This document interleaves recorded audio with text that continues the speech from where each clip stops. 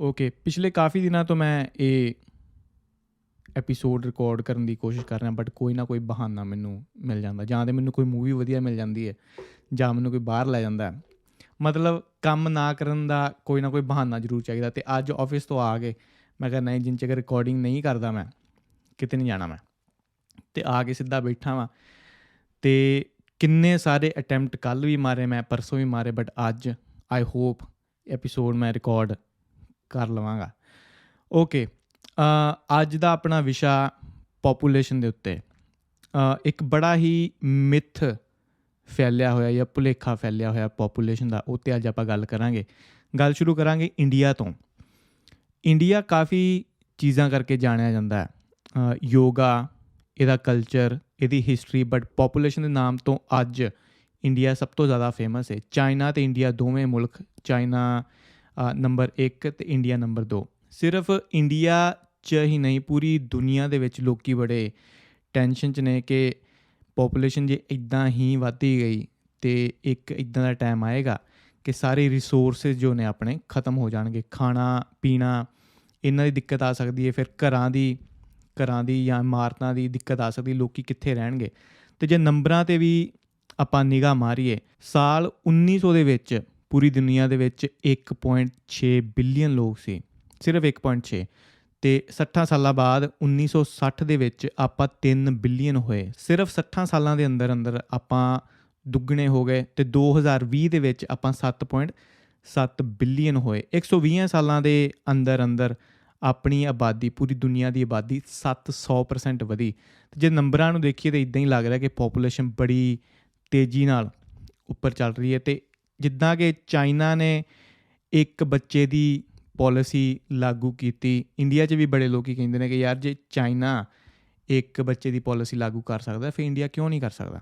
ਪਰ ਬੜੇ ਜਾਣਿਆਂ ਨੂੰ ਸ਼ਾਇਦ ਇਹਦੀ ਜਾਣਕਾਰੀ ਨਹੀਂ ਕਿ ਚਾਈਨਾ ਨੇ 2015 ਦੇ ਵਿੱਚ ਇੱਕ ਬੱਚੇ ਦੀ ਪੋਲਿਸੀ ਰੱਦ ਕਰ ਦਿੱਤੀ ਸੀ। ਬੜੇ ਬੁਰੇ ਤਰੀਕੇ ਨਾਲ ਇੱਕ ਬੱਚੇ ਦੀ ਪੋਲਿਸੀ ਫੇਲ ਹੋਈ। 1980 ਦੇ ਵਿੱਚ ਜਦੋਂ ਲਾਗੂ ਹੋਈ, ਚੀਨ ਦੀ ਜੋ ਇਕੋਨਮੀ ਸੀ ਬਹੁਤ ਜ਼ਿਆਦਾ ਥੱਲੇ ਜਾ ਰਹੀ ਸੀ, ਅਤੇ ਇਹਦਾ ਸੋਲੂਸ਼ਨ ਕੱਢਣ ਵਾਸਤੇ ਮਿਲਟਰੀ ਦੇ ਸਾਇੰਟਿਸਟ ਨੂੰ ਸੱਦਿਆ ਗਿਆ, ਮਤਲਬ ਗਲਤ ਡਿਪਾਰਟਮੈਂਟ ਨੂੰ ਸੱਦਿਆ ਗਿਆ, ਮਿਲਟਰੀ ਨੂੰ। ਅਤੇ ਉਹਨਾਂ ਨੇ ਕਿਹਾ ਕਿ ਇਕੋਨਮੀ ਉੱਪਰ ਆ ਸਕਦੀ ਹੈ ਐਜ਼ ਲੌਂਗ ਐਜ਼ ਇੱਕ ਫੈਮਿਲੀ ਦਾ ਸਿਰਫ ਇੱਕ ਬੱਚਾ ਹੋਵੇ। ਅਤੇ ਉਦੋਂ ਇਹ ਇੰਪਲੀਮੈਂਟ ਕੀਤੀ ਗਈ, ਅਤੇ ਇਹ ਪੋਲਿਸੀ ਨੇ ਉਸ ਟਾਈਮ ਵਾਸਤੇ ਕੰਮ ਕੀਤਾ। ਬੱਚਿਆਂ ਦੀ ਜੋ ਫਰਟੀਲਿਟੀ ਰੇਟ ਸੀ, ਇੱਕ ਔਰਤ 6.5 ਐਵਰੇਜ ਤੌਰ 'ਤੇ ਬੱਚੇ ਨੂੰ ਪੈਦਾ ਕਰਦੀ ਸੀ, 6 ਜਾਂ 7 ਬੱਚੇ ਇੱਕ ਫੈਮਿਲੀ 'ਚ ਹੁੰਦੇ ਸੀ। ਬਟ ਇਹ ਪੋਲਿਸੀ ਆਉਣ ਤੋਂ ਬਾਅਦ ਇੱਕ ਫੈਮਿਲੀ ਦੇ ਵਿੱਚ 1 ਜਾਂ 2 ਬੱਚੇ ਐਵਰੇਜ ਤੌਰ 'ਤੇ ਆਉਣ ਲੱਗੇ। ਇਕੋਨਮੀ ਹੌਲੀ ਹੌਲੀ ਉੱਪਰ ਜਾਣ ਲੱਗੀ, ਬਟ ਇੱਕ ਜਿੱਦਾਂ ਮੈਂ ਕਿਹਾ ਕਿ ਇੱਕ ਪ੍ਰੋਬਲਮ ਦਾ ਤਾਂ ਸੋਲੂਸ਼ਨ ਉਹਨਾਂ ਨੇ ਕੱਢ ਲਿਆ, ਬਟ ਦੂਜੀ ਇੱਕ ਬੜੀ ਵੱਡੀ ਪ੍ਰੋਬਲਮ ਨੂੰ ਵੈਲਕਮ ਕਿਹਾ। 4 ਬੱਚੇ ਤੋਂ 2 ਬੱਚੇ ਬਣਨ ਲੱਗੇ, ਅਤੇ 2 ਤੋਂ 1 ਬਣਨ ਲੱਗੇ, ਅਤੇ ਪੋਪੂਲੇਸ਼ਨ ਜੋ ਬਰਾਬਰ ਹੋਣੀ ਚਾਹੀਦੀ ਸੀ ਉਹ ਥੱਲੇ ਨੂੰ ਜਾਣ ਲੱਗੀ।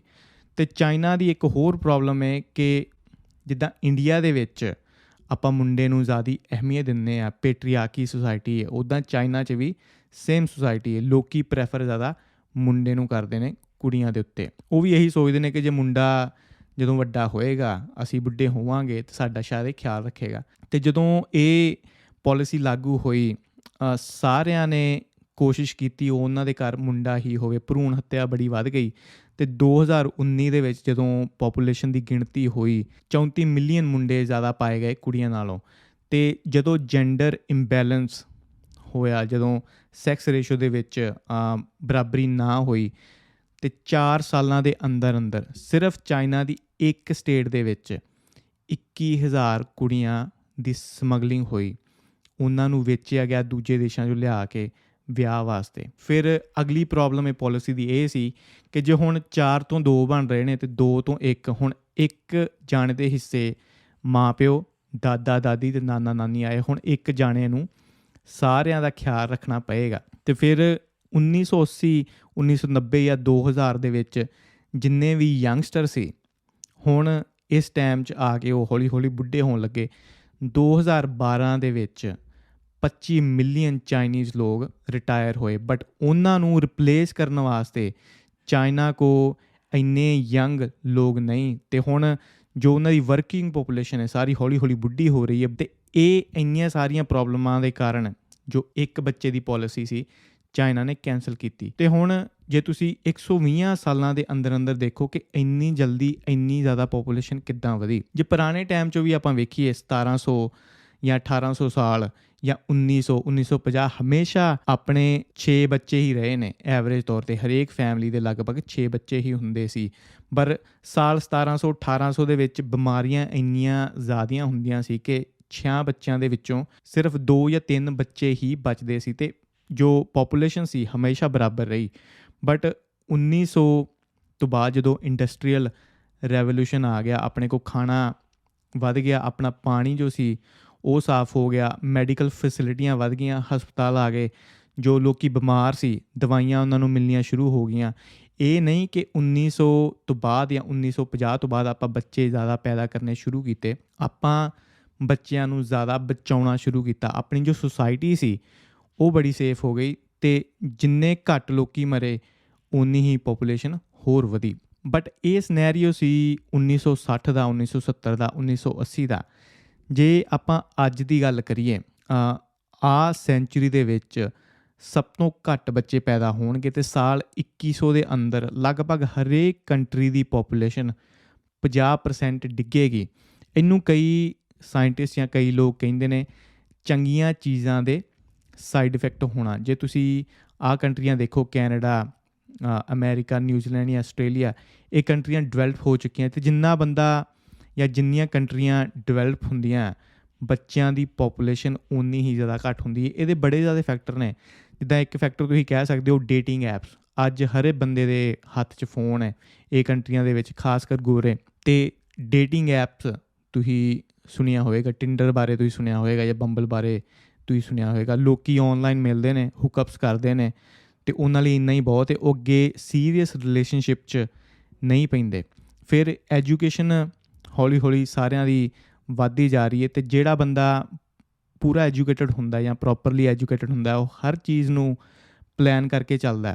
ਵਿਆਹ ਕਦੋਂ ਕਰਾਉਣਾ, ਬੱਚੇ ਕਿੰਨੇ ਹੋਣੇ ਚਾਹੀਦੇ ਨੇ, 1 ਜਾਂ 2। ਅਤੇ ਜਿੰਨੀ ਬੰਦਾ ਪਲੈਨਿੰਗ ਕਰਦਾ, ਜਿੰਨਾ ਬੰਦਾ ਪੜ੍ਹਿਆ ਲਿਖਿਆ, ਬੱਚੇ ਜ਼ਿਆਦਾ ਉਹ ਨਹੀਂ ਚਾਹੁੰਦਾ। ਉਹ ਹਮੇਸ਼ਾ 1 ਜਾਂ 2 ਬੱਚੇ 'ਤੇ ਲਿਮਿਟਡ ਰਹਿੰਦਾ। ਫਿਰ ਹੈਲਥ ਕੇਅਰ ਇਹ ਕੰਟਰੀਆਂ ਦੇ ਵਿੱਚ ਬਹੁਤ ਜ਼ਿਆਦਾ ਵਧੀਆ। ਜਿੱਦਾਂ ਮੈਂ ਪੁਰਾਣਾ ਟਾਈਮ ਮੈਂਸ਼ਨ ਕੀਤਾ ਕਿ ਸਾਲ 1700 ਜਾਂ 1800 ਦੇ ਵਿੱਚ 6 ਬੱਚੇ ਹੋਇਆ ਕਰਦੇ ਸੀ ਅਤੇ ਸਿਰਫ 2 ਹੀ ਬਚਦੇ ਸੀ।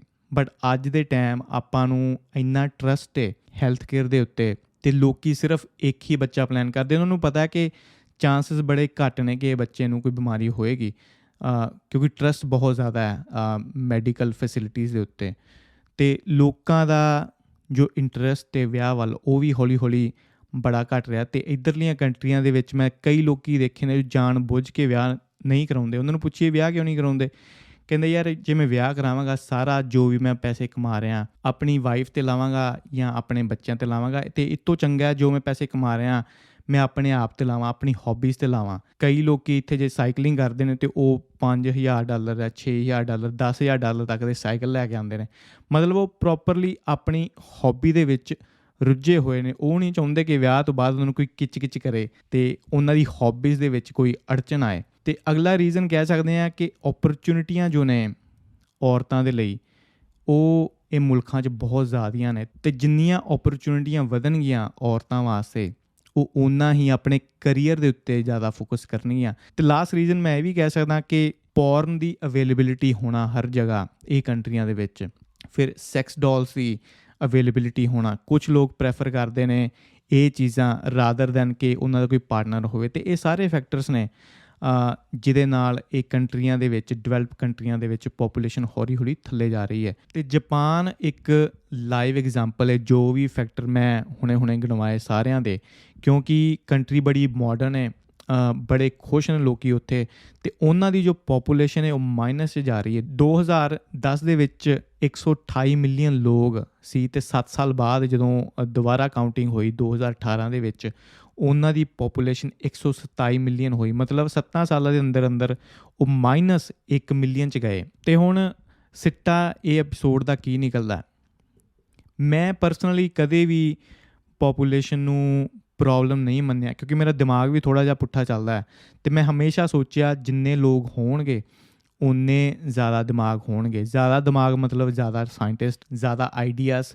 ਅਤੇ ਜਿੰਨੇ ਜ਼ਿਆਦਾ ਆਈਡੀਆਜ਼ ਹੋਣਗੇ ਕੋਈ ਨਾ ਕੋਈ ਪਾਪੂਲੇਸ਼ਨ ਦਾ ਸੋਲੂਸ਼ਨ ਤਾਂ ਕੱਢ ਹੀ ਲਏਗਾ। ਅਤੇ ਜੇ ਮੈਂ ਟੈਕਨੋਲੋਜੀ ਨੂੰ ਮੈਂ ਬਹੁਤ ਜ਼ਿਆਦਾ ਪਿਆਰ ਕਰਦਾ, ਅਤੇ 1969 'ਚ ਆਪਾਂ ਚੰਦ 'ਤੇ ਪਹੁੰਚ ਗਏ ਸੀ, ਅਤੇ ਅੱਜ ਆਪਾਂ ਮਾਰਸ 'ਤੇ ਪਹੁੰਚਣ ਦੀਆਂ ਗੱਲਾਂ ਕਰ ਰਹੇ ਹਾਂ। ਅਤੇ ਜੇ ਟੈਕਨੋਲੋਜੀ ਇੱਦਾਂ ਹੀ ਵੱਧਦੀ ਗਈ, ਕਦੇ ਨਾ ਕਦੇ ਆਪਾਂ ਚੰਦ 'ਤੇ ਰਿਹਾਇਸ਼ ਵੀ ਕਰਾਂਗੇ ਅਤੇ ਮਾਰਸ 'ਤੇ ਰਿਹਾਇਸ਼ ਵੀ ਕਰਾਂਗੇ, ਅਤੇ ਸ਼ਾਇਦ ਉਹ ਤੋਂ ਅੱਗੇ ਵੀ ਜਾਵਾਂਗੇ। ਬਟ ਜੇ ਆਪਾਂ ਇਸ ਸਾਈਡ ਵੱਲ ਨਾ ਵੀ ਜਾਈਏ, ਹਰੇਕ ਕੰਟਰੀ ਦੇ ਲਗਭਗ 4 ਸਟੈਪ ਹੁੰਦੇ ਨੇ ਪਾਪੂਲੇਸ਼ਨ ਵਜੋਂ।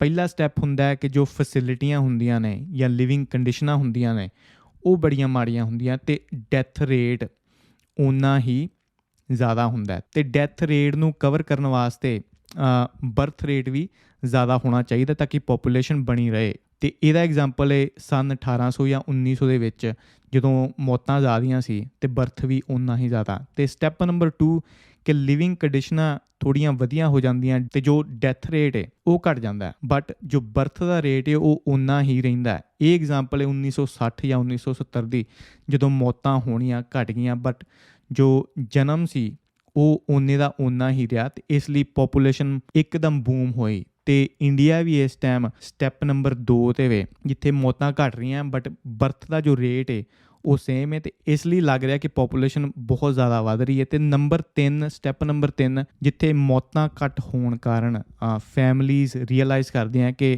ਹੁਣ ਇੰਨੇ ਜ਼ਿਆਦਾ ਬੱਚਿਆਂ ਦੀ ਲੋੜ ਨਹੀਂ, ਕਿਉਂਕਿ ਸਹੂਲਤਾਂ ਬਹੁਤ ਜ਼ਿਆਦੀਆਂ ਹੋ ਗਈਆਂ। ਅਤੇ ਸਟੈਪ ਨੰਬਰ 3 'ਤੇ ਪਾਪੂਲੇਸ਼ਨ ਸਲੋ ਡਾਊਨ ਹੋਣੀ ਸ਼ੁਰੂ ਹੋ ਜਾਂਦੀ ਹੈ। ਅਤੇ ਸਟੈਪ ਨੰਬਰ 4 ਜਦੋਂ ਕੰਟਰੀਆਂ ਪ੍ਰੋਪਰਲੀ ਡਿਵੈਲਪ ਹੋ ਜਾਂਦੀਆਂ ਉਦੋਂ ਪਾਪੂਲੇਸ਼ਨ ਸਟੇਬਲ ਹੋ ਜਾਂਦੀ ਹੈ। ਜਿੱਦਾਂ ਹੁਣ UK ਜਾਂ ਕੈਨੇਡਾ, ਅਮੈਰੀਕਾ, ਨਿਊਜ਼ੀਲੈਂਡ, ਆਸਟ੍ਰੇਲੀਆ, ਇਹ ਸਾਰੀਆਂ ਜੋ ਡਿਵੈਲਪ ਕੰਟਰੀਆਂ ਇਹਨਾਂ ਦੀ ਪਾਪੂਲੇਸ਼ਨ ਸਟੇਬਲ ਹੋ ਚੁੱਕੀ ਹੈ। ਬਟ ਸਟੇਬਲ ਹੀ ਨਹੀਂ, ਇਹਨਾਂ ਦੀ ਪਾਪੂਲੇਸ਼ਨ ਹੁਣ ਜਿੱਦਾਂ ਖਤਰੇ ਦਾ ਘੁੱਗੂ ਕਹਿ ਲਈਏ, ਖਤਰੇ ਦਾ ਘੁੱਗੂ ਵੱਜਣਾ ਸ਼ੁਰੂ ਹੋ ਗਿਆ। ਪਾਪੂਲੇਸ਼ਨ ਸਟੇਬਲ ਕਰਨ ਵਾਸਤੇ 2 ਜਾਣਿਆਂ ਦੇ ਅੱਗੇ 2 ਜਾਣੇ ਚਾਹੀਦੇ ਨੇ।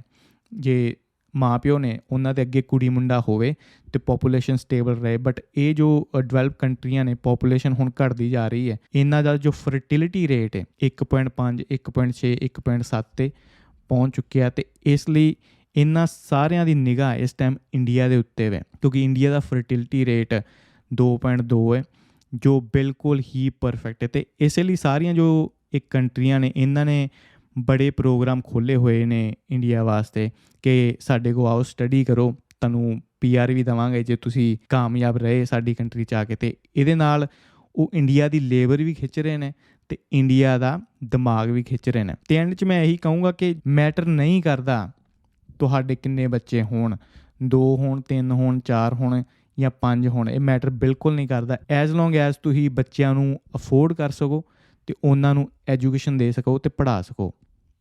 ਇਹ ਸੀ ਅੱਜ ਦਾ ਐਪੀਸੋਡ। ਆਈ ਹੋਪ ਸਾਰਿਆਂ ਨੂੰ ਵਧੀਆ ਲੱਗਿਆ ਹੋਵੇਗਾ। ਲਾਈਕ ਕਰਨਾ, ਸ਼ੇਅਰ ਕਰਨਾ, ਸਬਸਕ੍ਰਾਈਬ ਕਰਨਾ। ਆਪਾਂ ਹੋਰ ਗੱਲਾਂ ਬਾਤਾਂ ਕਰਦੇ ਰਹਾਂਗੇ। ਹੁਣ ਮਿਲਦੇ ਹਾਂ ਆਪਾਂ ਅਗਲੇ ਐਪੀਸੋਡ 'ਚ। ਮੈਂ ਤੁਹਾਡਾ ਆਪਣਾ ਕਾਕਾ ਬੱਲੀ, ਨਾਮ ਮੇਰਾ ਗਗਨਦੀਪ ਸਿੰਘ। ਸਤਿ ਸ਼੍ਰੀ ਅਕਾਲ।